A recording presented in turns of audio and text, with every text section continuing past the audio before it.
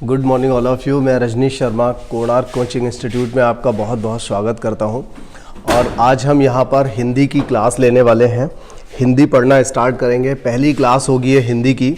और इससे पहले हिंदी में हम किस तरह से पढ़ेंगे, हिंदी को कैसे पढ़ाया जाएगा, ये एक मैंने छोटा सा वीडियो एक बनाया हुआ था। और उस वीडियो में हम लोगों ने सीखा था कि हिंदी को हम सारे जो टॉपिक हैं उनको हमने किस तरह से रखा हुआ है, उन सारे टॉपिक को हम किस तरह से पढ़ने वाले हैं।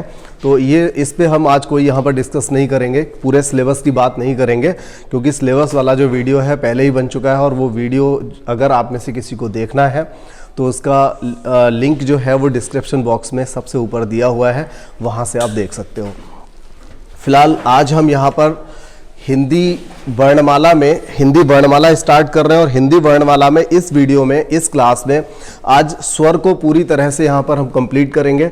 स्वर से रिलेटिव जो भी थ्योरी बनती है, जो भी प्रश्न बनते हैं, उनका प्रश्नों का नहीं, उसकी थ्योरी का जिक्र करेंगे। साथ साथ किस तरह के प्रश्न बनते हैं ये भी बात करेंगे। और आगे इसके बाद क्या होगा कि जैसे ही ये पूरा चैप्टर फिनिश हो जाएगा तो एक बहुत बड़ा वीडियो जिसमें बहुत सारे क्वेश्चंस होंगे, वो इंपॉर्टेंट क्वेश्चन ज़रूर होंगे जो अक्सर पूछे जाते हैं और हर किताब में मिल जाते हैं।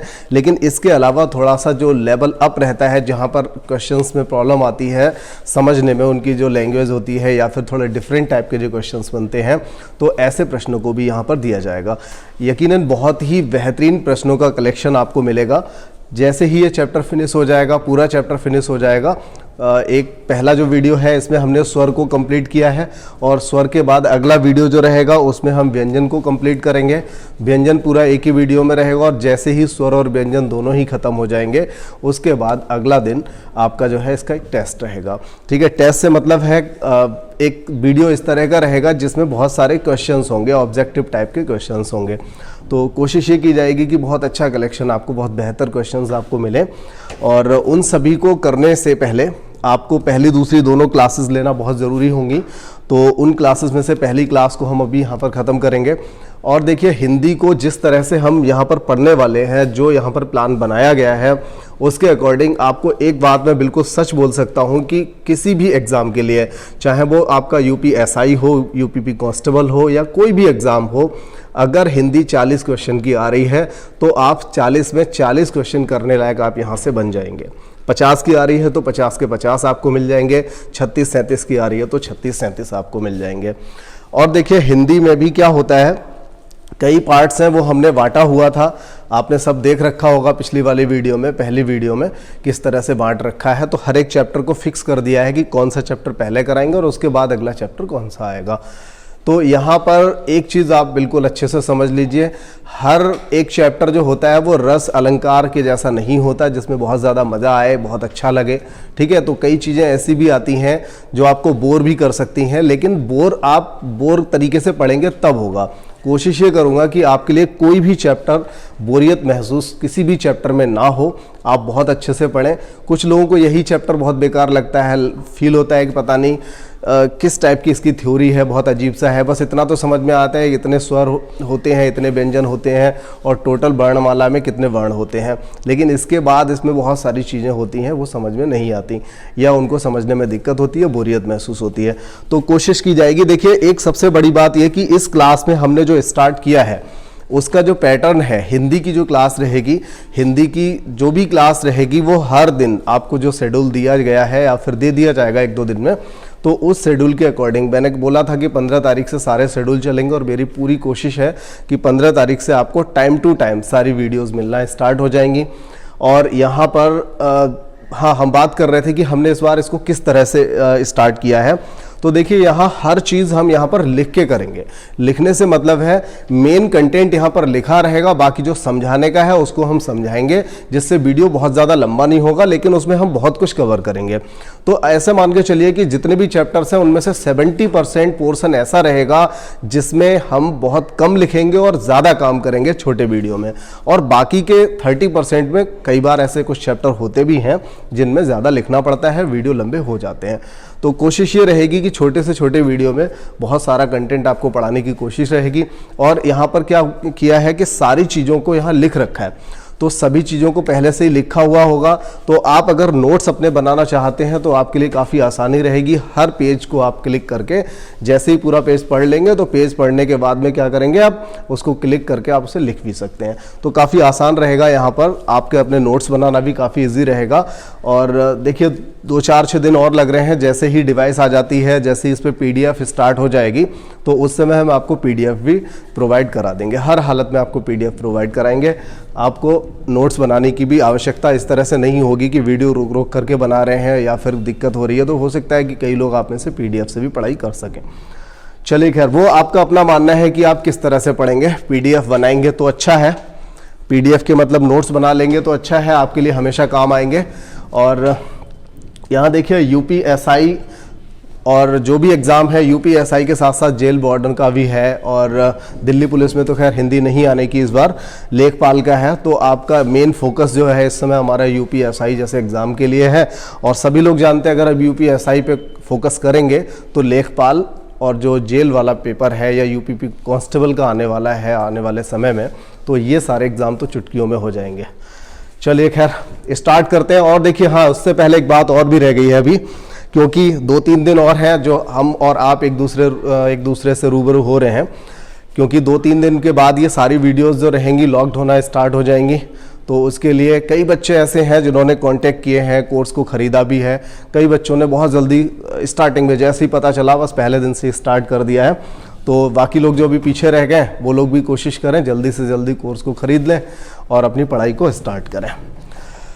तो ठीक है फिर भैया, अगला पेपर देखिए, अगला पेज निकालिए, क्या आ रहा है इसमें देखें, कहाँ से शुरुआत की गई है।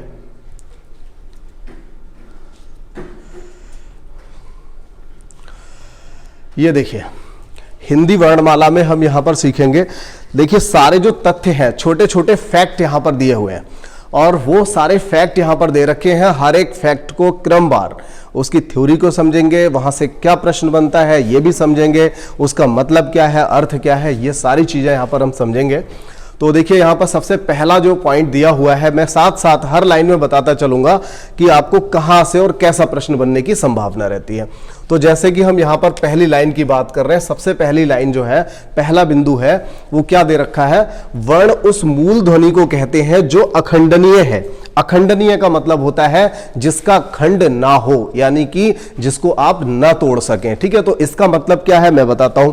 मूल वर्ण का मतलब तो यह हो गया कि सबसे प्रारंभिक वर्ण है, ये किसी दूसरे से मिलकर बना हुआ नहीं है। मूल ध्वनि का मतलब तो यही होता है। ठीक है, ये मूल ध्वनि है, मतलब ये ध्वनि किसी और ध्वनि से मिलकर नहीं बनी होती है। तो ये तो हुई मूल ध्वनि। और बात करें अगर अखंडनीय, तो अखंड का मतलब हुआ जिसका खंड ना हो सके। जैसे कि आप में से काफी लोग जानते होंगे, ये हमने लिखा हुआ है क, और अगर इसको हम तोड़ के देखें कि इसमें क्या क्या शामिल है, तो जवाब मिलता है कि इसमें क है हलंत के साथ, हलंत लगा हुआ है, मतलब ये आधा का है। ठीक है, जिसको हम आधा का इस तरह से लिखते हैं ना, ये इस तरह का जो आधा का लिखा जाता है या फिर हलंत, बात एक ही होती है, सभी लोगों को पता होगा। इतनी छोटी छोटी चीजों पे डिस्कस ना करें तो अच्छा है। और इसके बाद अगर हमने यहाँ पर आ शामिल कर दिया तो ये बन जाता है पूरा क। तो ये क्या है, ये एक अक्षर है। क्या है, ये अक्षर है। जबकि ये दोनों क्या है, ये यहां पर क्या रहेंगे, ध्वनियां रहेंगी। ठीक है, बात समझ में आ रही है, ये क्या रहेंगी, ध्वनियां। तो ध्वनि क्या है, अब देखिए का, जिसमें हमने आधा का लिया हुआ है, क्या ये किसी और से मिलकर के बना हुआ है या ये स्वतंत्र है? तो ये स्वतंत्र रहेगा, ये किसी और से मिलकर के नहीं बना है, बल्कि इससे मिलकर के कुछ और बन जाता है। ठीक है, तो यहां पर जो आ है, यहां स्वर, ये भी कैसा है, ये भी स्वतंत्र है, ये भी किसी दूसरे से मिलकर के नहीं बनता है। तो ये दोनों ही ध्वनियां हैं। हालांकि अगर आपके मन में कोई भी चीज, कोई भी सवाल अगर आ रहा होगा तो वो सारे सवालों के जवाब आपको इसी वीडियो के अंदर मिल जाएंगे, परेशान होने की जरूरत नहीं है। फिर भी अगर कोई दिक्कत आती है तो आप कमेंट डालिए, अब क्योंकि अभी चैप्टर खत्म नहीं हुआ है, आपका चैप्टर अभी अगली एक क्लास और बची हुई है और उसके बाद में एक फाइनल क्लास जो रहेगी जिसमें आपके क्वेश्चंस बताए जाएंगे। तो आपकी अगर कोई प्रॉब्लम होती है तो हम उस क्लास में उसका जिक्र करेंगे, आपको समझा देंगे। तो यहां पर हमने बात की सबसे पहली लाइन कि वर्ण उस मूल ध्वनि को कहते हैं जो अखंडनीय है। बात अखंडनीय वाली समझ में आ गई होगी, अर्थात जिसके खंड अथवा टुकड़े न किए जा सके। ठीक है, अर्थ भी वहां दे ही रखा था, बात समझ में आ गई होगी पहली वाली। और इसके बाद देखिए अगला जो पॉइंट है यहां पर, अगले बिंदु पे अगर हम बात करें तो क्या दिया है, यह भाषा की सबसे छोटी अथवा प्राथमिक इकाई है। प्रश्न क्या पूछा जाता है, प्रश्न पूछा जाता है भाषा की सबसे छोटी इकाई क्या कहलाती है। तो भाषा की सबसे छोटी इकाई जो है, अभी हम बात किसकी कर रहे हैं, वर्ण की बात कर रहे हैं, ठीक है। हम इस समय वर्ण की बात कर रहे हैं क्योंकि वर्ण को अभी डिफाइन किया और वर्ण के बारे में ही बता रहे हैं कि यह भाषा की सबसे छोटी इकाई होती है। यही प्रश्न काफी इंपॉर्टेंट बनता है कि सबसे छोटी इकाई, भाषा की सबसे छोटी इकाई या भाषा की मूल इकाई क्या होती है। तो भाषा की मूल इकाई जो है वो क्या होती है, ध्वनि या फिर वर्ण होती है। बात आ गई समझ में। अब ध्वनि और वर्ण को भी मैंने यहां समझाया हुआ है, देखिए पहले इसी लाइन को समझ लें। ध्वनि और वर्ण जो है, जैसे मैंने बोला कि भाषा की सबसे छोटी या फिर प्राथमिक इकाई ध्वनि अथवा वर्ण कहलाती है, तो ध्वनि और वर्ण क्या एक ही बात है या इनमें कोई अंतर भी है, वो यहां पर समझ लेते हैं। देखिए वर्ण क्या है और ध्वनि क्या है, ये दोनों एक ही बातें हैं, लेकिन फिर भी थोड़ा सा एक डिफरेंस है। वो डिफरेंस क्या है, जैसे हम कभी किसी को लिखते हैं तो लिखने में तो हम उसे वर्ण कहेंगे, लेकिन ध्वनि का मतलब होता है जब उसका हम उच्चारण करते हैं, जब हम उसे बोल रहे होते हैं, ठीक है। तो कोई भी वर्ण अगर कहीं लिखा हुआ है तो समझ लीजिए इसका ये लिखित रूप है, यानी वो वर्ण है। और ध्वनि को हम लिख नहीं सकते, ध्वनि को हम सिर्फ सुना सकते हैं और सुन सकते हैं, ठीक है। तो ध्वनि क्या है, ध्वनि उसका मौखिक रूप हुआ, जबकि वर्ण क्या है, वर्ण भाषा का लिखित रूप है, ठीक है। तो वर्ण भाषा का लिखित रूप होता है, जबकि ध्वनि जो है वो भाषा का मौखिक रूप होता है। यह बात आपको ध्यान रखनी है, ठीक है। बात आ गई समझ में। और भाषा क्या होता है, भाषा क्या होता है, भाषा हमारे अपने विचारों को आदान प्रदान करने का एक माध्यम होता है, ठीक है। भाषा जो है, इस तरह के क्वेश्चंस मिलेंगे, ठीक है। ये क्योंकि थ्योरी में इस तरह का नहीं दिया हुआ था और इसको रखने का कोई औचित्य नहीं बनता था, लेकिन ऐसे क्वेश्चंस मिलेंगे आपको। तो भाषा क्या है, भाषा हमारे अपने जो विचार होते हैं उनको आदान प्रदान करने का एक माध्यम है। मान लीजिए मुझे किसी से कुछ कहना है, और देखिए भाषा जो होती है 3 तरह की भाषा होती है। 3 तरीके में कौन कौन सी भाषाएं होती हैं मैं यहां समझा देता हूं आपको। अगर हम भाषा की बात करें तो भाषा 3 तरह की होती है। एक तो मौखिक होती है जिसको हम बोलते हैं, और एक क्या होती है, लिखित होती है, और इसके अलावा एक होती है जिसको हम सांकेतिक भाषा कहते हैं। कैसी भाषा, सांकेतिक भाषा। तो मौखिक का मतलब हुआ जो भी मैं आपको बोल रहा हूं ये सारा मौखिक हो गया, ठीक है। जो बोला जा रहा है, वर्बली बोला जा रहा है, ओरल बोला जा रहा है, वो क्या हो जाएगा, मौखिक हो जाएगा। लिखित का मतलब हुआ, जैसे हम किसी व्यक्ति से कहते हैं भाई ऐसा है हमारे यहाँ लाइट खराब हो गई है, आज आ जाना जरा लाइट हमारे यहाँ सही कर देना, ठीक है। तो क्या हुआ, वो हमने उसको वर्बली बोल दिया, अपना मैसेज छोड़ दिया, बताते हुए चले गए, वो आएगा अपना चेक सही करके चला जाएगा। एक होता है हमने रिटन में, जितने भी पत्राचार जो भी माध्यम होते हैं, हमें ऑफिशियल वर्क जितने कराने होते हैं उन सभी में क्या चलता है, रिटन चलता है, यानी कि लिखित में चलता है। तो एक माध्यम तो लिखित होता है, एक हो गया मौखिक और एक हो गया लिखित। और साथ ही साथ एक सांकेतिक जो होता है, इसका मतलब क्या है, देखिए सांकेतिक का प्रयोग भी हम पूरे दिन में पता नहीं कितनी बार करते हैं, अनंत टाइम, बहुत टाइम करते हैं, हम सभी लोग करते हैं। सांकेतिक भाषा का प्रयोग भी हम सभी लोग करते हैं। सपोज कीजिए मैं अभी क्लास में पढ़ा रहा हूं और पीछे से कोई बच्चा शोर मचा रहा है, तो मैंने क्या किया, यहां पर 2-3 बार नोक कर दिया। अगर मैंने 2-3 बार नोट किया और मैंने नहीं कहा कि ध्यान से इधर देखिए, मैंने नहीं बोला, लेकिन आपको समझ में आ गया कि सर ये कहना चाहते हैं कि आपका अटेंशन इधर होना चाहिए, ठीक है। तो जब यहां 2-3 बार नोक किया तो आप समझ जाते हैं कि इस समय शांत हो जाइए और इधर ध्यान देना स्टार्ट कर दीजिए। एक ये सांकेतिक हुआ। आपके गेट पे कोई भी डोरबेल बजाता है या आकर के गेट को खटखटा देता है, तो आप समझ जाते हैं कोई व्यक्ति है। क्या उसने कहा कि मैं आया हूं, आ जाइए जरा गेट खोल दीजिए, आवाज नहीं लगाई, सिर्फ नोक किया। पीछे से बाइक वाला एक आता है, ये गाड़ी वाला आता है, हॉर्न बजा देता है, आप समझ जाते हैं कि पीछे से आ रहा है, उसे साइड चाहिए, आप साइड दे देते हैं। तो ये सारा क्या है, सांकेतिक है। ये सभी संकेतों से तो हम लोग समझ रहे हैं। तो ये बात हो गई। इसके बाद देखिए आगे क्या दिया है, तीसरा पॉइंट है यहां पर, वर्णों के व्यवस्थित समूह को वर्णमाला कहते हैं। ये बात सभी को पता होगी, बहुत ही बेसिक सी चीज थी, स्टार्टिंग की क्लास थी इसलिए मैंने रख दिया इसको। तो वर्णमाला क्या होती है, वर्णों का जो व्यवस्थित समूह होता है, जहां आपने पढ़ा होगा 12 मात्राओं वाला, जिसको हम 12 खड़ी कहते हैं। तो व्यवस्थित समूह जो होता है क्या कहलाता है? वर्णमाला कहलाता है। हिंदी वर्णमाला में कुल कितने वर्ण होते हैं? बहुत ही सिंपल प्रश्न है लेकिन कई बार पूछा गया है। ठीक है, बहुत सिंपल प्रश्न है लेकिन कई बार पूछा गया है। हिंदी वर्णमाला में कुल कितने वर्ण होते हैं? तो 52 वर्ण होते हैं। अभी इनका हिसाब भी करेंगे, 52 कौन कौन से होते हैं सारा बताया जाएगा। इसके बाद देखिए जिनमें, हाँ ठीक है यहीं पे बता दिया है, जिनमें 13 स्वर, 35 व्यंजन और 4 संयुक्त व्यंजन होते हैं। अगर इनको सबको जोड़ोगे आप तो 13 + 35 कितना हुआ? 48 और 4 52, 52। तो यहां से आपको पता चल जाएगा कि आपके ये वाले 52 वर्ण कंप्लीट हो गए। ठीक है, इसके बाद ये चीज हमने आपको बता दी। अब अगला पेज लगा लो भैया।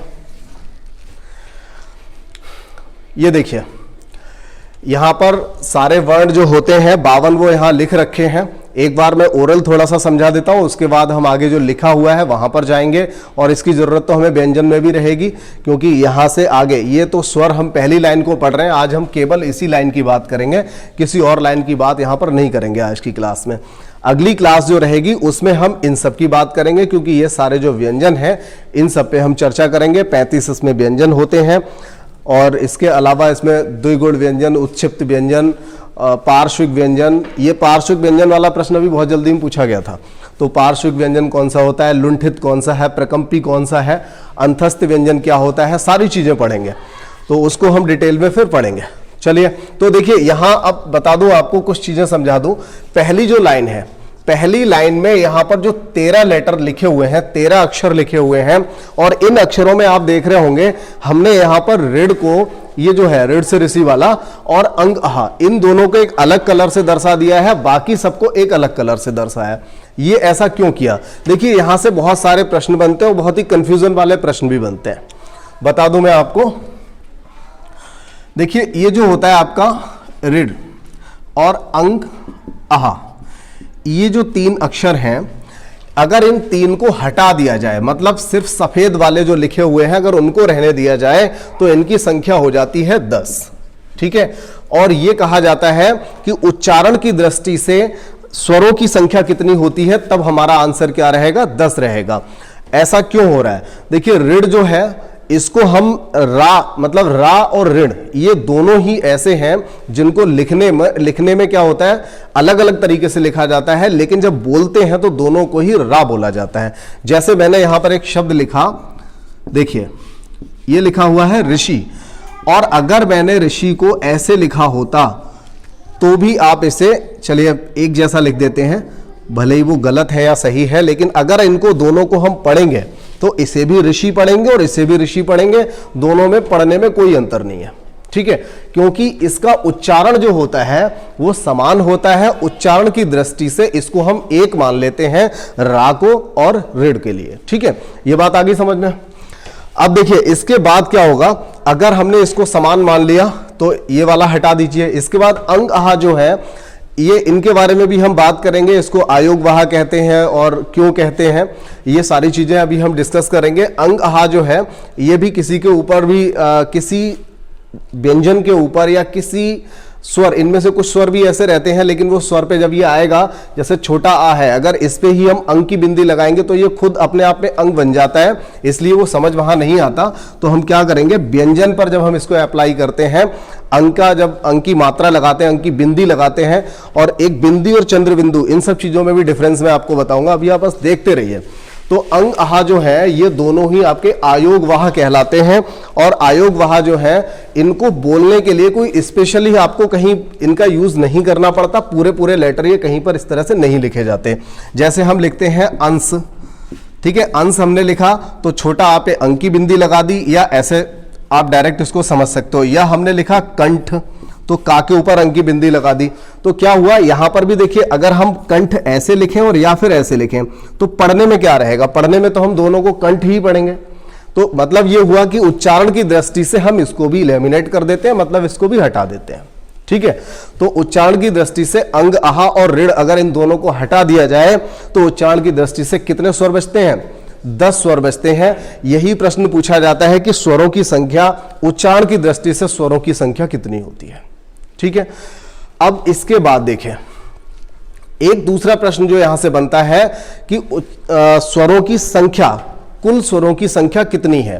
तो अगर कभी स्वरों की संख्या पूछी जाए तो आपको जवाब देना है 11, उसमें ऋण भी शामिल हो जाता है। और अगर आपसे पूछा जाता है कि हिंदी वर्णमाला में कुल कितने स्वर हैं, तो ऐसी कंडीशन में आपको आंसर देना पड़ेगा वहां 13, जिसमें आपको अंग आहा भी शामिल करना पड़ेगा। ठीक है, और इसके अलावा जो आप एक क्वेश्चन और बनता है यहां से, वो क्या बनता है, देखिए 3 क्वेश्चन तो ये रहे, एक बार मैं रिपीट करता हूं। एक तो ये कि उच्चारण की दृष्टि से स्वरों की संख्या कितनी होती है, तो 10 हो गई। स्वरों की मूल संख्या कितनी होती है, तो आप उसके 11 कहेंगे, या नॉर्मली पूछा जाए स्वरों की संख्या बताइए तो 11 बोलेंगे। लेकिन अगर स्वरों की कुल संख्या कह दिया तो आंसर 13 हो जाएगा। ठीक है, और अगर स्वरों की संख्या ही पूछी गई है, मान लीजिए कहा सिर्फ स्वरों की संख्या बताइए, क्या बोला, बताइए भाई स्वरों की संख्या कितनी होती है, स्वरों की संख्या, और वहां पर मान लीजिए एक आंसर 10 दे दिया, एक 13, एक 14 और एक 9, तो ऐसी कंडीशन में फिर आप आंसर 13 सही कर दोगे। ये आंसर पे भी डिपेंड करेगा। आप किताबें उठा करके देखिए तो कई बार आपको क्या मिलेगा, जो पिछले एग्जाम में कहीं पेपर क्वेश्चंस आए हुए हैं तो वहीं पर एक क्वेश्चन का आंसर 13 मिलता है और एक क्वेश्चन का आंसर आपको 11 मिल जाता है। अगर डिफरेंस है तो अच्छी बात है, वैसे मैंने डिफरेंस आपको बता दिया। सिर्फ अगर स्वरों की संख्या पूछी जाए तो आंसर 11 लगाओगे, लेकिन 11 आंसर नहीं है तो वो प्रश्न गलत नहीं होगा, वहां पर आपको 13 आंसर दिखाई दे रहा है तो आप 13 लगाइए। वैसे अगर कुल स्वर पूछे जाते हैं तो जवाब हमेशा क्या रहेगा, 13 रहेगा। और अगर ये पूछ लिया जाए कि देवनागरी लिपि के अनुसार, देवनागरी लिपि के अनुसार स्वरों की संख्या कितनी है, कई लोगों के लिए प्रश्न नया हो सकता है, तो वहां पर संख्या जो होगी 14 होगी। हालांकि हम ऐसे सभी प्रश्नों को अपनी जो तीसरी क्लास इस चैप्टर की रहेगी उसमें निपटाएंगे, तो 14 हो जाएंगे। और इस 14 में कौन सा शामिल होगा, तो इसमें एक अक्षर होता है जिसमें ला के अंतर्गत यहां पर क्या होता है, ऋण की मात्रा लगी होती है, तो इसको लिर कहते हैं। ये वाला जो अक्षर होता है ये भी इसी में शामिल कर लिया जाता है। ठीक है, तो ये बात हो गई। चलिए खैर हम व्यंजन पे बात नहीं करते, क्योंकि व्यंजन वाला जब चैप्टर पढ़ेंगे तब उसकी बात करेंगे। उम्मीद है ये सारी चीजें आपको समझ आई होंगी, क्योंकि यहां से 2-3 प्रश्न बनते हैं स्वरों से जो डायरेक्ट पूछे जाते हैं। हालांकि इसमें बहुत सारी डिटेल में भी प्रश्न बनेंगे।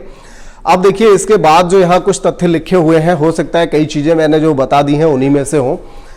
स्वर मूल वर्ण होते हैं, देखिए ये बात हम पहले भी कर चुके हैं। स्वर जो होते हैं मूल वर्ण होते हैं, मतलब ये किसी दूसरे से बने हुए नहीं होते, जिनका उच्चारण स्वतंत्रता पूर्वक होता है। इस बात का कहने का क्या मतलब है कि इनका उच्चारण स्वतंत्रता पूर्वक होता है। इसका मतलब यह है अगर ये छोटी ई है तो आप इस पर कभी छोटी ई की कोई दूसरी मात्रा नहीं लगा सकते, आप इस पर कभी बड़ी ई की मात्रा नहीं लगाओगे, आप छोटी ई लिखा हुआ है उस पर कभी आप छोटा ऊ की मात्रा नहीं लगाओगे। कहने का मतलब ये जब भी आप बोलोगे स्वतंत्र बोलोगे। जबकि जो व्यंजन होते हैं, जैसे मान लीजिए हमने व्यंजन यहां पर क ले लिया और इस पे तो आप जो चाहें आ का डंडा लगाइए, ई की मात्रा लगाइए, ऊ की मात्रा लगाइए, जो चाहे आप कर सकते हो। तो ये जब बोला जाएगा, मतलब व्यंजन जब बोला जाएगा तो कैसे बोला जाएगा, स्वर की सहायता से बोला जाएगा। लेकिन जब स्वर का हम उच्चारण करते हैं तो क्या लिखा हुआ है, जिनका उच्चारण कैसे होता है, स्वतंत्र पूर्वक होता है। मतलब इसके उच्चारण के लिए हमें किसी और की आवश्यकता नहीं पड़ती है। ठीक है, पहली बात समझ में आ गई होगी। यह बिना किसी सहायता के कंठ से स्वतः फूटकर आते हैं। ये वही बात हो गई जो मैंने आपको बता दी अब तक, क्योंकि ये किसी की भी सहायता के बिना, मतलब किसी दूसरे लेटर, दूसरे अक्षर की सहायता के बिना ही इनको बोला जाता है। बस यही कहने का मतलब था इसमें। इसके बाद देखिए व्यंजनों का उच्चारण स्वरों की सहायता से होता है, इसकी बात भी हम कर चुके हैं। व्यंजन जो होते हैं उनका उच्चारण हमेशा, देखिए व्यंजन क्या है, व्यंजन का, खा, गा, घा, ये सारे व्यंजन होते हैं। तो इन सभी को बोलने के लिए हमें क्या करना पड़ता है, हर एक व्यंजन में आ ध्वनि जो होती है, छोटा आ वाली, जिसको हम छोटा आ कहते हैं, हालांकि छोटा बड़ा कहना सही नहीं होता, आ होता है और एक आ होता है जिसमें थोड़ा हम ज्यादा तेजी से बोलते हैं, जिसमें ज्यादा समय लगता है, मतलब 2 मात्रा का समय लगता है। तो देखिए यहां पर क्या हुआ कि व्यंजनों का उच्चारण जब हम करेंगे तो स्वरों की सहायता से करेंगे। ठीक है, इसके बाद एक चौथा पॉइंट है, अगर ये कभी प्रश्न पूछा गया तो जैसे सीटेट का एग्जाम हुआ या सीटेट के अलावा सुपर टेट का एग्जाम हुआ, और अगर किसी और एग्जाम में तो वीईओ जैसे एग्जाम में भी बाई चांस ये प्रश्न पूछा जा सकता है, या फिर टीजीटी वगैरह में पूछा जा सकता है। हर जगह तो नहीं पूछा जाएगा, पंडित कामता प्रसाद गुरु मूल स्वरों की संख्या को 10 मानते हैं। तो उन्होंने जो उच्चारण वाले स्वर थे बस उन्हीं को माना हुआ है। उनके हिसाब से अगर कभी स्पेशली नाम आ जाता है कि पंडित कामता प्रसाद गुरु के द्वारा या उनके अनुसार स्वरों की मूल संख्या कितनी है, तो 11 नहीं होगी, वहां पर कितनी संख्या होगी, 10 होगी। ठीक है, अब देखिए इसके बाद क्या है, जबकि कुछ अन्य विद्वान इनकी संख्या को 11 मानते हैं और ये सही भी है। मतभेद किसको लेकर के है, ऋण को लेकर के है। मतभेद ऋण को लेकर के है क्योंकि इसमें स्वर तथा व्यंजन दोनों का मेल पाया जाता है, जैसे आपको ऋण और रा दोनों की बात आपको बताई गई थी। ठीक है, तो इसमें मतभेद जो है वो ऋण को लेकर के है। कुछ लोग कहते हैं नहीं 10 होगा, कुछ लोग कहते हैं 11 होगा, लेकिन फाइनली इसको 11 माना गया है। ठीक है, क्योंकि वहां पर उच्चारण और लिखित रूप से इन दोनों में विभेद कर दिया गया है। क्लियर होगी बात।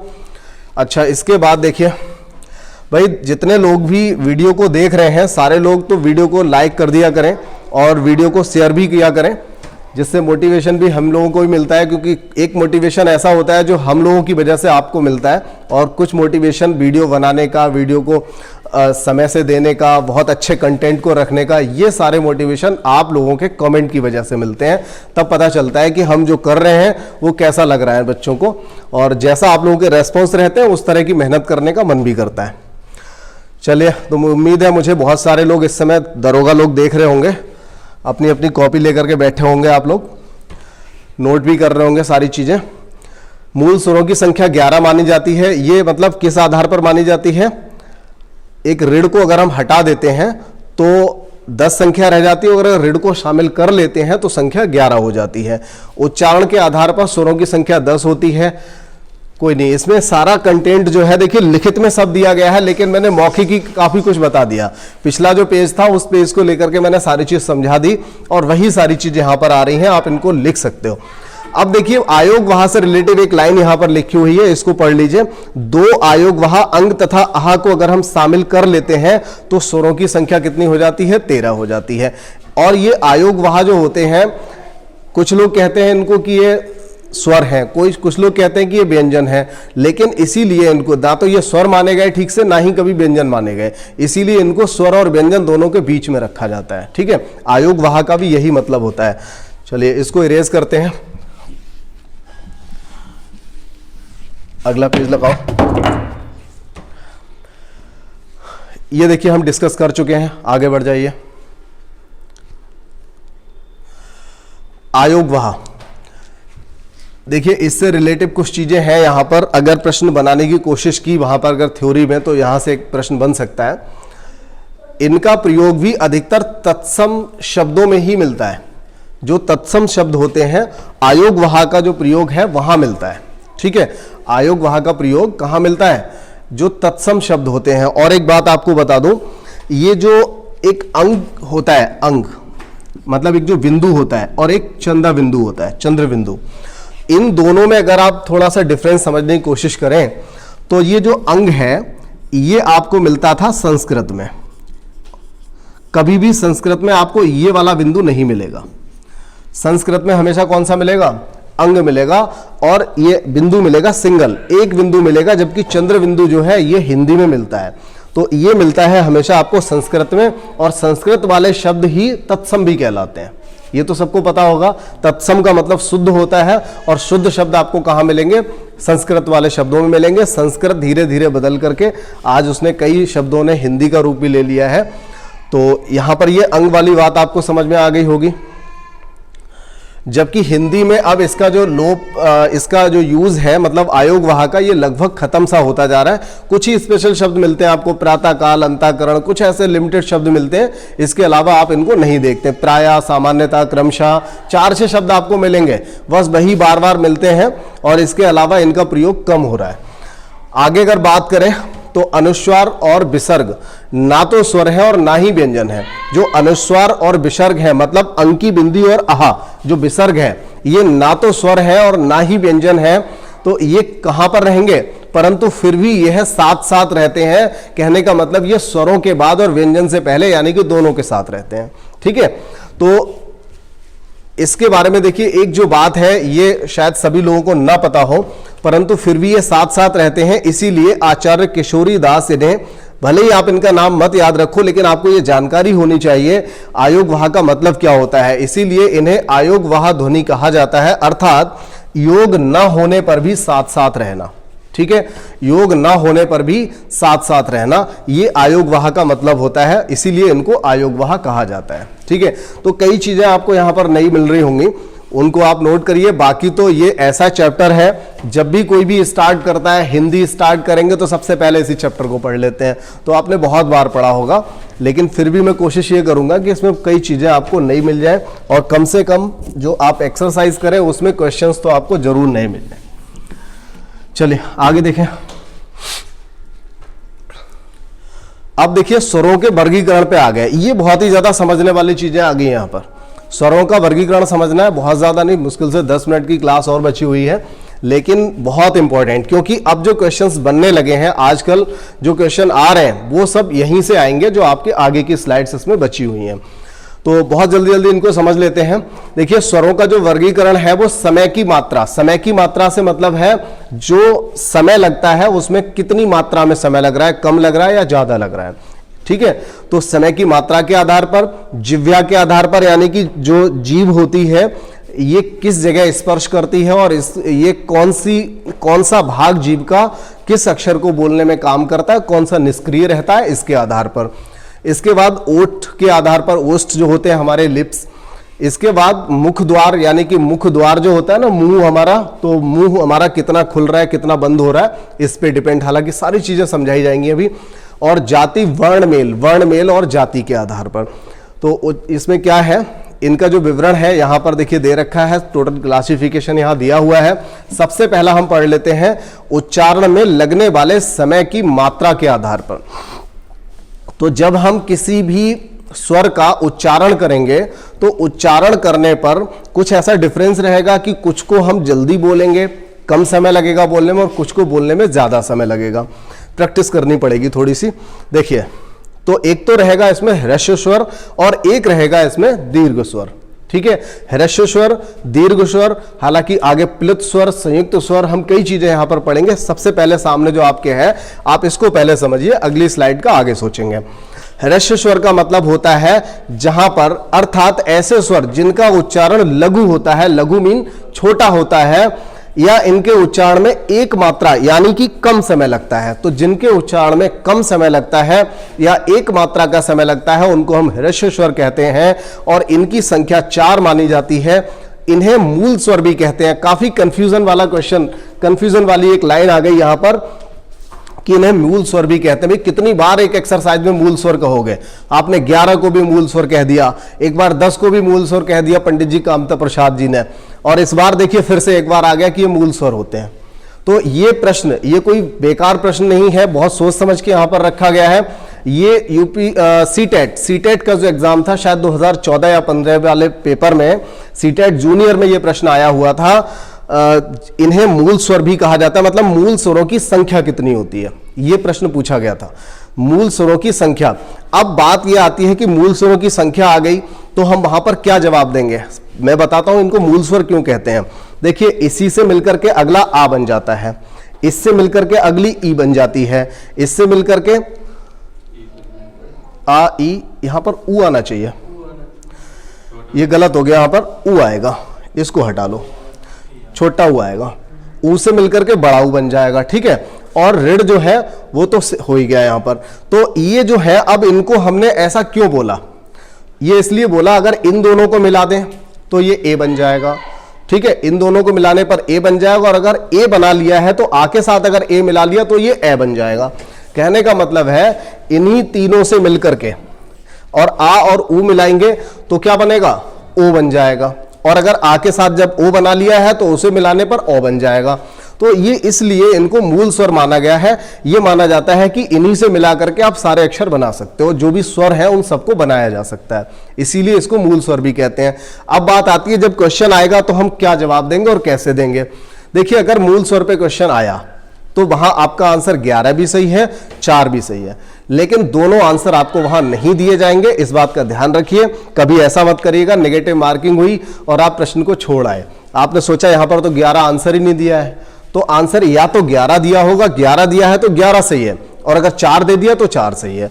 दोनों ही बातें अपनी जगह ठीक है। ठीक है, तो इस बात पे बिल्कुल भी कंफ्यूज मत होना। अगर मूल स्वर पूछे जाते हैं तो आपका 4 आंसर मिले 4 सही है, 11 मिल जाए 11 सही है, दोनों आंसर आपको वहां नहीं मिलेंगे। ठीक है, तो इस हिसाब से आपको आंसर यहां पर अपना देना होगा, क्योंकि कंफ्यूजन इसमें रहता है। और एक नया प्रश्न है, ऐसा प्रश्न थोड़ा मुश्किल से ही पूछे जाने की संभावना रही थी अब तक, लेकिन अब क्या है, पैटर्न जब से चेंज होने लगा है एग्जाम का तो कोई भरोसा नहीं है एग्जामिनर क्या आपको रख देगा वहां।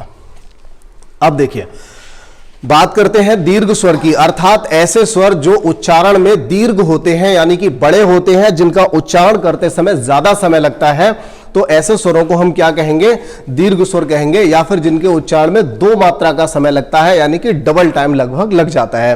तो आप इस चीज को आप समझते भी हो, बहुत ही बेसिक है, थोड़ा सा आपको समझना पड़ेगा। जैसे हमने यहां पर एक आ लिखा हुआ है, एक हमने ये वाला आ लिख दिया, अगर इसका हम उच्चारण करें तो इसको हम बोलते हैं आ, और इसे बोलते हैं आ, मतलब इसमें हमें ज्यादा समय लगेगा, इसकी अपेक्षा लगभग डबल समय इसमें लग जाता है। इसी तरह से ई का अगर विभेद करें तो ये ई होती है और ये ई होती है। ठीक है, जैसे हम लिखते हैं कि और की, और इसको क्या बोलते हैं, की, तो इसमें समय ज्यादा लगता है। ठीक है, तो ये होते हैं दीर्घ। ये बात आगे समझ में। अब यहां पर लिखा हुआ है कि इनकी संख्या 3 है। कई लोगों को लग रहा होगा पता नहीं सर क्या पढ़ा रहे हैं, दीर्घ स्वरों की संख्या तो हमने 7 पढ़ी हुई है। आपने अपनी जगह बिल्कुल सही पढ़ा हुआ है और मैं भी बिल्कुल सही पढ़ा रहा हूं। अभी पढ़िए, इससे अगली जो स्लाइड आएगी उसमें आपको समझ आ जाएगा, लेकिन पहले इस बात को ठीक से समझ लीजिए। अब देखिए, इनका निर्माण जो होता है, देखिए ये 3 हो गए आपके, बड़ा आ, बड़ी ई और ऊ। तो इनका निर्माण 2 सजातीय सवर्ण, सजातीय या फिर सवर्ण, सजातीय मतलब एक ही जाति के, तो एक ही जाति वाले, या फिर सवर्ण यानी कि समान वर्ण। ठीक है, सवर्ण ह्रस्व स्वरों से मिलकर के हुआ है। देखिए दोनों आ से मिलकर के क्या बना, बड़ा वाला आ। ठीक है, तो ये दोनों कैसे थे, ये ह्रस्व थे और इनसे मिलकर के क्या बन गया, दीर्घ बन गया। इसी तरह से ई की बात करें तो ई में देखिए दोनों ही स्वर कैसे हैं, ये ह्रस्व स्वर है, मतलब 1 मात्रा वाले हैं, और इनसे मिलकर के क्या बन गया, 2 मात्रा वाला स्वर बन गया, बड़ी ई आ गई यहां पर। और इसी तरह से ऊ में भी यही कंडीशन लग रही है। अगली स्लाइड में देखते हैं, संयुक्त स्वर के बारे में दिया गया है। और संयुक्त स्वर जो है, देखिए अब अगर हम 2 और 3 दोनों को एक साथ मिलाएंगे तब आपको बात समझ में आएगी। और सारा यहां पर थ्योरी, बिल्कुल कोई कंजूसी नहीं की है, सारा कुछ यहां लिखा हुआ है। संयुक्त स्वर क्या है, अर्थात ऐसे स्वर जो 2 विजातीय या असवर्ण यानी कि एक जैसे वर्ण ना हो, उनके मेल से मिलकर बना होता है, तो ऐसे जो स्वर होते हैं उनको संयुक्त स्वर कहा जाता है। कहने का मतलब है दीर्घ स्वर को भी 2 भागों में बांट दिया यहां पर। एक नॉर्मली हो गए जो दीर्घ स्वर में रख दिए, जो कि सवर्णी हो गए, मतलब समान वर्णों से मिलकर के बने हैं, और कुछ ऐसे हो गए जो असमान वर्णों से मिलकर के बने हुए हैं। तो जैसे यहां पर लिखे गए हैं चारों, ए, ए, ओ और औ। ठीक है, इनके उच्चारण में भी 2 मात्रा का समय लगता है। इनकी स्थिति निम्नवत है, किस तरह से है, यहां पर देखिए पिछला जो था, जिसमें हमने पीछे वाले एक बार स्लाइड लाइए, देखिए यहां पर हमने क्या सीखा, यहां हमने सीखा कि 2 सवर्ण होंगे और सवर्णों से मिलकर के एक दीर्घ बनेगा। अगली स्लाइड में हमने क्या सीखा, अगली स्लाइड में हमने देखा कि 2 असमान वर्ण होंगे, एक जैसे नहीं होंगे। यहां पर आ है तो यहां पर आ नहीं होगा, आ के साथ में ई मिलेगा। 2 ह्रस्व जरूर मिल रहे हैं यहां पर, लेकिन दोनों ही कैसे हैं, असमान हैं, सवर्ण नहीं है, समान वर्ण नहीं है। तो इनसे मिलने के बाद जो आ और ई से मिलकर के ए बन रहा है, आ और ए से मिलकर के ए बन रहा है, यहां पर भी आ और ऊ से मिलकर के ओ बन रहा है। तो ये जो चारों हैं, ये चारों आपके संयुक्त स्वर कहलाते हैं। चूंकि यहां पर 2 मात्रा का, देखिए यहां पर भी 2 वर्णों का मेल हो रहा है, इसीलिए कभी कभी संयुक्त स्वरों को दीर्घ स्वर के अंतर्गत भी माना जाता है। ऐसी स्थिति में दीर्घ स्वरों की संख्या कितनी हो जाती है, 7 हो जाती है। ठीक है, तो पूरा डिटेल में आपने समझ लिया कि दीर्घ स्वर जो होते हैं 7 होते हैं, और उन 7 में से 3 एक प्रकार के होते हैं, सवर्णी होते हैं, और 4 जो होते हैं वो असवर्णी होते हैं, जिनमें समान वर्णों से मिलकर के वो नहीं बनते हैं। ठीक है, बात आगे इतनी समझ में। चलिए इसके बाद देखें आगे क्या है। ये देखिए अगला है चौथा प्लुत स्वर। प्रश्न इसमें मुश्किल से पूछा जाता है, लेकिन प्लुत स्वर जो है इसकी जानकारी आपको होनी चाहिए। अगर प्रश्न यहां से बना तो वो थ्योरी वाला प्रश्न बनेगा।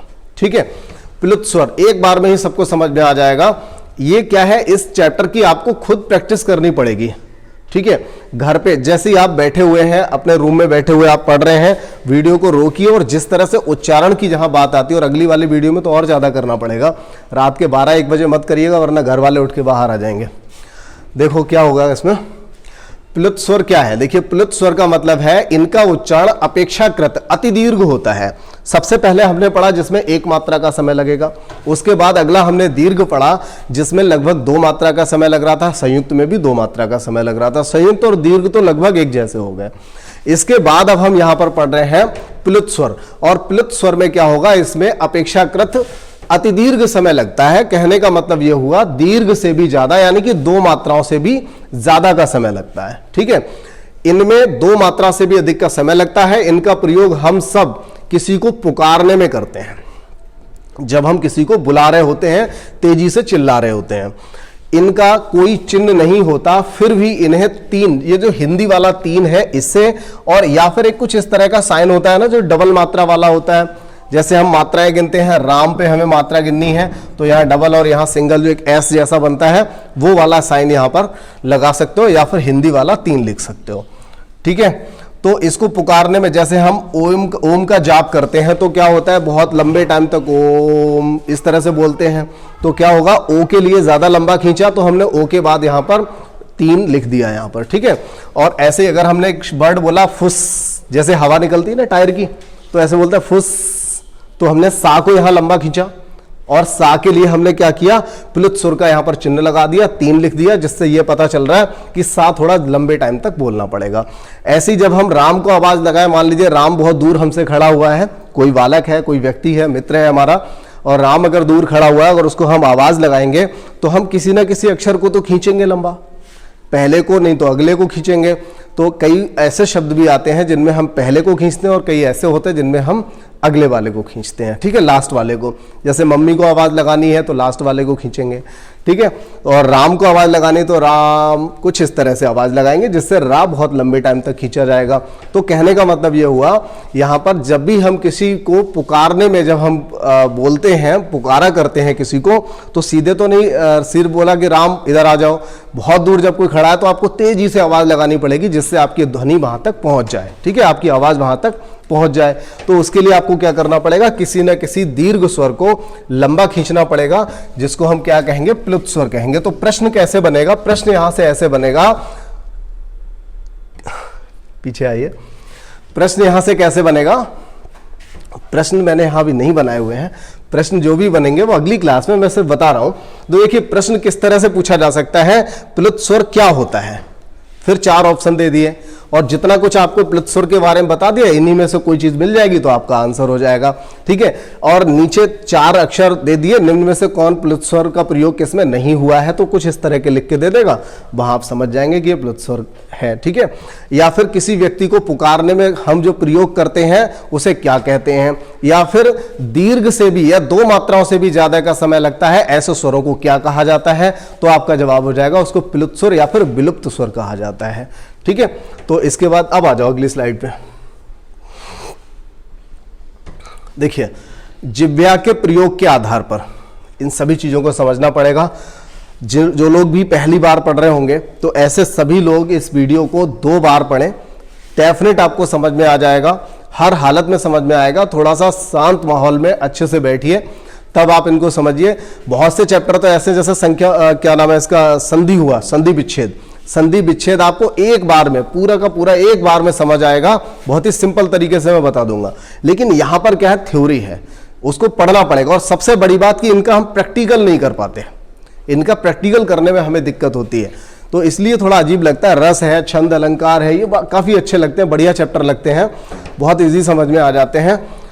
और यहां पर जो आप पढ़ने वाले हैं, इन सब चीजों में प्रैक्टिकल में दिक्कत होती है, इसीलिए थोड़ी दिक्कत रहती है, फिर भी उसको समझने की कोशिश करेंगे और उन्हें याद रखना पड़ेगा। ठीक है, जैसे जिह्वा के प्रयोग के आधार पर, यानी कि जीभ का जो प्रयोग होता है उसके आधार पर, तो देखिए एक होता है यहां पर अग्र स्वर, एक होगा मध्य स्वर, एक होगा पश्च स्वर। और इसमें क्या मतलब है, आप सोचोगे, कई लोग तो ये सोचेंगे कि ये तो आज नई बात पढ़ ली हमने, इससे पहले तो कभी ध्यान नहीं दिया कि हमारी जीभ का कौन सा हिस्सा काम कर रहा है कौन से अक्षर को बोलने में। हम तो इतनी जल्दी बोलते चले जाते हैं, इतना ध्यान देंगे तो कैसे बोल पाएंगे, या हमने इतना ध्यान कभी नहीं दिया और वास्तव में हम कभी नोटिस कर ही नहीं पाएंगे इन सब चीजों को। तो क्या है यहां पर, जिन स्वरों का उच्चारण जीभ के अग्रभाग के सहयोग से होता है, यानी जीभ, अगर आप ये मान लो कि ये जो है जीभ है, ठीक है, तो ऐसे स्वर जिनमें अगला हिस्सा काम करता है, अगला हिस्सा अगर काम करेगा तो वो होंगे अग्र स्वर। और अब इसकी आप प्रैक्टिस करके देख लीजिए, मैं उसको प्रैक्टिकल यहां पे नहीं बता सकता, प्रैक्टिकल मैं कैसे करूंगा आप खुद सोचिए। बस आप कोशिश ये करिए कि दोनों में डिफरेंस समझने की कोशिश करिए। जब आप ई और ए बोलते हैं तो यह माना जाता है कि जीभ का पिछला और मध्य का हिस्सा लगभग निष्क्रिय रहता है, अगला हिस्सा काम करता है, ठीक है, अगला जो हिस्सा है जीभ का वही काम करेगा, ये वाला हिस्सा। अब अगर हम बात करें मध्य स्वर की, तो मध्य स्वर में क्या होता है, यह माना जाता है कि आ का उच्चारण ये सिंगल होता है, अकेला है, इसका उच्चारण करते समय जीभ के बीच का जो हिस्सा होता है वो लगभग चौड़ाती है, थोड़ी सी जीभ चौड़ी होती है अगर हम उसे बोले। अब देखो, अब अगर आप ऐसे बोलोगे ना अ, तो आपको समझ में नहीं आएगा। आप इसी अक्षर को 1 सेकंड से पहले बोल देते हो, आप इसे स्लो मोशन में बोलिए करीब 2 से 3 सेकंड में, तब आपको थोड़ा सा समझ में आएगा कि हमारी जीभ वास्तव में क्या एक्टिंग कर रही है, किस तरह का वर्क कर रही है, किस तरह से जीभ चल रही है, या अगला हिस्सा काम कर रहा है नहीं कर रहा है। एक एक को, एक एक लेटर को आपको क्या करना पड़ेगा, जब आप व्यंजन पढ़ेंगे, देखिए वहां मैं थोड़ी सी प्रैक्टिस करके बता दूंगा आपको। तो यहां पर आपको क्या करना पड़ेगा, इस स्लो मोशन में बोलना पड़ेगा किसी भी अक्षर को। जब बोलेंगे तो प्रैक्टिकल इसलिए नहीं क्योंकि मैं फील करूंगा, आप लोग नहीं करेंगे, फील आप करें उसके लिए आपको ही बोलना पड़ेगा, ठीक है। तो ये, या फिर आप कम से कम याद तो रखना ही रखना, भाई नंबर चाहिए, दरोगा बनना है, स्टार लेना है, वर्दी लेनी है, तो फिर पढ़ना तो पड़ेगा ही।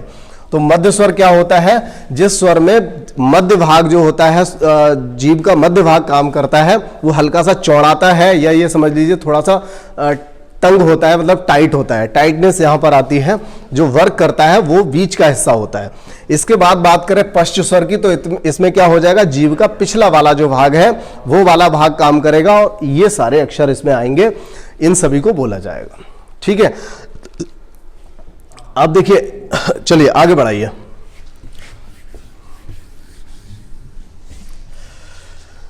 देखिए, ओष्ठ की स्थिति के आधार पर, ओठ की स्थिति जो होती है इसके आधार पर भी 2 प्रकार के होते हैं, एक आवृत्तमुखी और एक वृत्तमुखी। वृत्त यानी कि गोल, ठीक है, वृत्त का मतलब गोल होता है ना, वृत्त कैसा होता है, ये वृत्त होता है, तो कुछ उसी से रिलेटिव लग रहा है।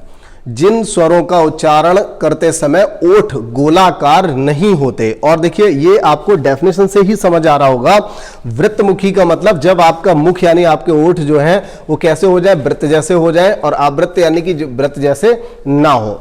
तो यहां पर क्या होगा, आवृत्तमुखी का मतलब है जिन स्वरों के उच्चारण में ओठ गोलाकार नहीं होते वे आवृत्तमुखी स्वर कहलाते हैं। यानी कि ऐसे जो स्वर हैं ये यहां पर लिखे हुए हैं, 1 2 3 4 5, ये है आ। देखिए कभी भी आपसे ये नहीं पूछा जाएगा आवृत्तमुखी के अंतर्गत कितने स्वर होते हैं, ऐसा प्रश्न नहीं पूछा जाता।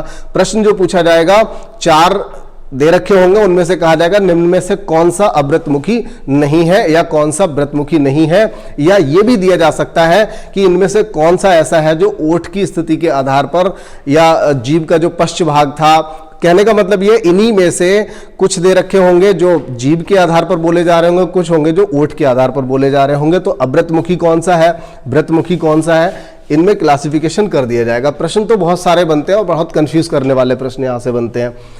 तो यहां पर आप वृत्तमुखी की अगर बात करें तो इसमें क्या होगा, ओठ गोलाकार हो जाएगा। अब इसकी आप कोशिश करिएगा, प्रैक्टिकल जो है आपको खुद ही करना पड़ेगा। तो ऊ अगर हम बोलते हैं तो ओठ गोल होते हैं, जबकि आ बोलते हैं तो ओठ गोल नहीं होते, मुंह खुल जाता है। तो इस आधार पर भी मुंह खुलेगा, इस आधार पर भी हम आगे इसको पढ़ेंगे। अभी ये बात समझ में आ गई आपको। फिलहाल याद ये रखना है कि ओठ के आधार पर 2 प्रकार के होते हैं, अवृत्तमुखी और वृत्तमुखी। वृत्तमुखी में ओठ गोलाकार हो जाएंगे, अवृत्तमुखी में गोलाकार नहीं होंगे, ठीक है। तो कौन कौन से अक्षर हैं उनको आपको याद रखना पड़ेगा। आगे बढ़िए। अगला है देखिए मुख विवर खुलने के आधार पर, यानी कि जो मुख है, मुख द्वार पूरा खुल रहा है या बंद हो रहा है, कितना खुल रहा है, इस आधार पर। तो ये भी काफी इंपॉर्टेंट रहेगा और ये इसका प्रैक्टिकल आप इजीली कर पाओगे। एक होता है संवृत और एक होता है अर्ध संवृत। इसका मतलब क्या है? देखिए, इसका मतलब है क्लोज और इसका मतलब है हाफ क्लोज, ठीक है ना। एक तो हो गया अर्ध संवृत, संवृत का मतलब यहां पर क्लोज है। तो देखिए इसको समझ लीजिए, जिन स्वरों के उच्चारण में संवृत स्वर मुख विवर लगभग बंद हो जाता है, मतलब यहां पर क्या है, जिन स्वरों के उच्चारण में मुख विवर लगभग बंद हो जाता है संवृत स्वर कहलाते हैं। तो जिनमें मुख बिल्कुल बंद हो जाता है, इसका आप प्रैक्टिकल कर सकते हैं, सभी को एक बार में समझ में आ जाएगा। आप बोलिए ई, जब आप ई बोलेंगे तो मुंह लगभग आपका बंद हो जाता है, मुंह खुला नहीं रहता। ऊ बोलेंगे तो भी दोनों ओट आपके लगभग मिल जाते हैं, दोनों ही ऊ बोलने पर मुंह आपका बंद हो जाता है, ठीक है। इसके बाद अगर अर्ध संवृत की बात करें तो इसमें आधा मुंह खुला रहता है। अगर आप ए बोलेंगे या ओ बोलेंगे तो आप मुंह को पूरी तरह से बंद नहीं करते हैं। ये डिफरेंस आप यहां से समझ सकते हैं, ठीक है। ये प्रैक्टिकल कर लीजिए, छोटा सा प्रैक्टिकल है, उसको करिए अपने आप, तो आपको ये समझ में आ जाएगा। तो मुख विवर के आधार पर दो प्रकार के होगा, एक संवृत हो गया और एक कौन सा हुआ, अर्ध संवृत हुआ। इसके बाद अगला देखें क्या है, एक है विव्रत और एक अर्ध विव्रत। ये अभी इसी के अंतर्गत आ रहा है। विव्रत का मतलब होता है ओपन और अर्ध विव्रत का मतलब हो गया वही हाफ ओपन, ठीक है। तो ये वो होते हैं जिनमें मुख द्वार पूरा खुल जाता है। तो इकलौता आ होता है, आ को अगर आप बोलेंगे तो आ पूरा मुंह आप खोल देंगे, ठीक है। उसको आप बोल के देख लीजिए। अर्ध विव्रत में क्या होगा, इसमें आधा मुंह खुला रहेगा, आधा मुंह खुलेगा। तो ये होता है अ, ए और ओ, ठीक है। तो इनमें आधा मुख खुला होता है। अर्ध विव्रत में विव्रत का मतलब ओपन हुआ, अर्ध विव्रत का मतलब हाफ ओपन हुआ। तो इसमें मुख पूरा खुला रहेगा और इसमें आधा मुख खुला रहेगा, ठीक है। और आगे देखते हैं क्या है। उच्चारण में नासिका व मुख से प्रवाहित वायु के आधार पर, ये देखिए यहां पर आप अनुस्वार और मौखिक स्वर को समझेंगे। क्या है इसका मतलब, देखिए उच्चारण करते समय सांस जो है वो नाक से ले रहे हैं आप, या जो हवा है वो नाक से निकल रही है या मुंह से निकल रही है, इस पर डिपेंड भी होता है। और पूछा भी जाता है कि अनुस्वर जो होते हैं उनका उच्चारण कैसे किया जाता है, कौन से स्थान से उनका उच्चारण होता है। तो ये प्रश्न बनता है, काफी इंपॉर्टेंट ये प्रश्न रहता है। ये जब भी पूछा जाएगा अनुस्वर क्या होते हैं और 4 ऑप्शन वहां पर दिए जाएंगे, उसकी डेफिनेशन से संबंधित होता है। तो देखिए, जिस स्वर के उच्चारण में वायु मुख के साथ साथ अगर नाक से भी निकलती है तो हम उसे क्या कहते हैं, अनुस्वार कहते हैं, यानी अंग, ठीक है। और मौखिक का मतलब है जिन स्वरों के उच्चारण में वायु केवल मुख से निकलती है, मतलब नाक से नहीं निकलती, उनको हम क्या कहते हैं, मौखिक स्वर कहते हैं। अब देखिए ये जो है आपका अंग जो है यहां पर, इसको समझिए। ये अभी हम स्वर की बात कर रहे हैं इसलिए यहां पर यहीं पे छोड़ दिया, अदरवाइज इसके अलावा कुछ और भी व्यंजन भी होते हैं जो अनुनासिक या अनुस्वर आप उनको कह सकते हो। वो कौन से होते हैं, जैसे आपका एक ये होता है अंगा, एक होता है ये अड़ा, एक होता है आपका ना, एक होता है मां, और एक और बचा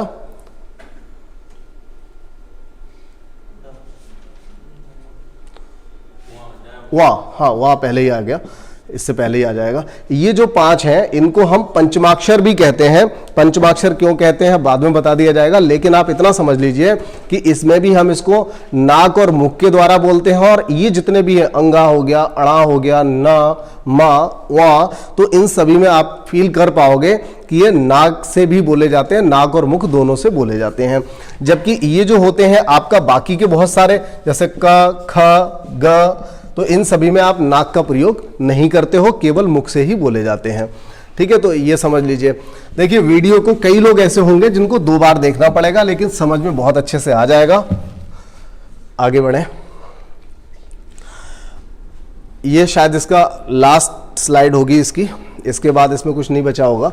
वर्णों के मेल के आधार पर, वर्णों के मेल के आधार पर, इसमें पढ़ लेते हैं क्या दिया हुआ है। जिन स्वरों की उत्पत्ति किसी दूसरे स्वरों से नहीं होती उन्हें मूल स्वर या फिर हृस्व स्वर कहते हैं। ये स्टार्टिंग में हम पढ़ चुके हैं इस तरह की बात। तो बस यहाँ पर वर्ण और मेल के आधार पर किस तरह से विभेद है वो यहाँ पर लिखा हुआ है।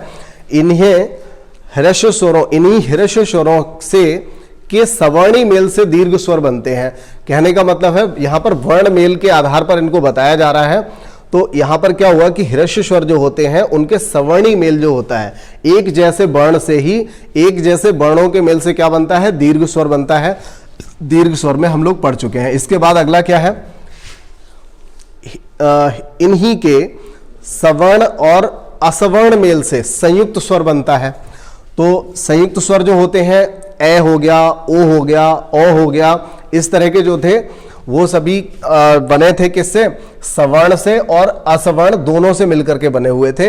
आ के साथ ई मिल रहा है तो ए बनेगा, इस तरह से मिल रहे थे। पीछे आप देख सकते हो।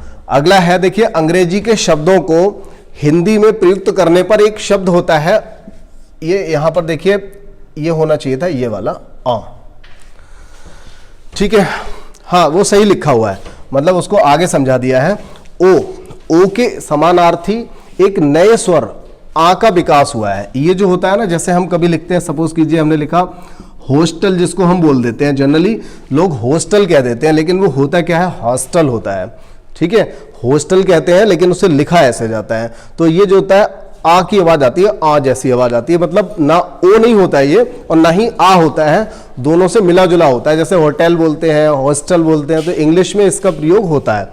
तो अंग्रेजी शब्दों को हिंदी में प्रयुक्त करने पर ओ के समानार्थी जो है इसका विकास हुआ है। इसको हम क्या कहते हैं, आगत स्वर कहते हैं। जैसे लिखा हुआ है कॉफी, काफी, डबल डबल लिख गया, शॉप हो गया, ये सारे हो गए यहाँ पर। चलिए आगे देखते हैं, कुछ है यहाँ पर नहीं। अच्छा, अभी जाति के आधार पर बचा हुआ है, लिखा हुआ था जाति के आधार पर भी समझाना था। जाति के आधार पर यहाँ पर देखिए सवर्ण अथवा सजातीय, तो ये सारी चीजें केवल यहाँ पर लिख दिया गया है, लेकिन आप पीछे ये चीज पढ़ चुके हो, क्योंकि सवर्ण और सजातीय एक ही बात होती है। तो एक ही जाति वाले आ हो गए, ई उ, ये दोनों एक जाति के हो गए, जबकि अलग विजातीय जो होंगे, जैसे आ और ई, ये दोनों विजातीय हैं, असवर्ण है, जबकि ये दोनों कैसे थे, सवर्ण थे, यानी कि एक ही जाति के थे। और ये वाले अगर आप इन दोनों को देखें, इन दोनों को देखें या इन दोनों को देखें, तो ये किस तरह के हैं, विजातीय हैं, एक ही जाति के नहीं हैं। ठीक है, तो यहां पर हमने अभी स्वर कंप्लीट किया है। स्वर के बाद व्यंजन, देखिए स्वर से बहुत ज्यादा क्वेश्चंस तो नहीं बनते हैं, लेकिन जितने भी बनेंगे आपके लिए तो एक ही क्वेश्चन आना है। अब वो कहाँ से आएगा, कितना डीप आएगा, कुछ पता नहीं है। तो स्वर से आपको जो भी प्रश्न मिलेगा, मुझे उम्मीद है कि इस वीडियो से बाहर नहीं जाएगा। तो अभी तक जिन लोगों ने कोर्स को परचेज नहीं किया है, बहुत जल्दी डिसीजन ले लीजिए और कोर्स परचेज कर लीजिए, जिससे आप ठीक से सारी अपनी पढ़ाई कर सकें।